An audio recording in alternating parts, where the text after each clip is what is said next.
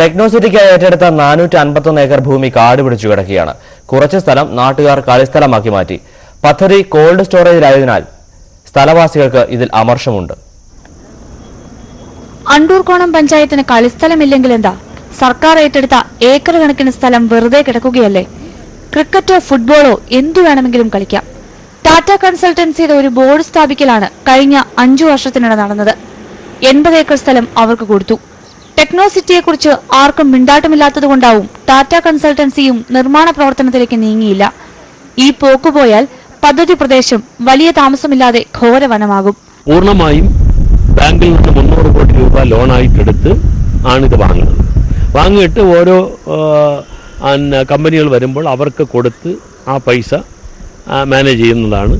മിച്ചമുള്ളത് IT-യുടെ അതിൽ ടെക്നോ പാർക്കിൻ്റെ ഇൻഫ്രാസ്ട്രക്ചറിന് വേണ്ടി ഉപയോഗിക്കുകയും ചെയ്യുക. അതായത് യഥാർത്ഥ സ്കീം. ഗവൺമെന്റിന് ഒരു പൈസയും വേണ്ട. ഈ 300 കോടി രൂപ തരാനും സ്റ്റേറ്റ് ബാങ്ക് ഓഫ് ട്രാവൻകൂർ തയ്യാറായിരുന്നു. നഷ്ടപരിഹാരം കിട്ടാൻ കളക്ടറേറ്റ് കയറിയിറങ്ങി ഇന്നാട്ടുകാരുടെ കുറെ ചെരുപ്പ് തേഞ്ഞിട്ടുണ്ട്.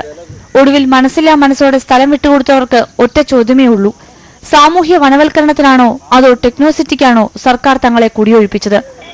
ടെക്നോസിറ്റിക്ക് വേണ്ടി ഒരു കല്ല് പോലും ഇടാതെയാണ് LDF സർക്കാർ ഭരണം പൂർത്തിയാക്കിയത്. UDF സർക്കാർ ആവട്ടെ അധികാരമേറ്റെടുത്ത മാസങ്ങൾക്ക് ശേഷവും 100 ദിന കർമ്മ പരിപാടിയിലോ ബജറ്റിലോ ടെക്നോസിറ്റി ഉൾപ്പെടുത്തിയിട്ടുമില്ല.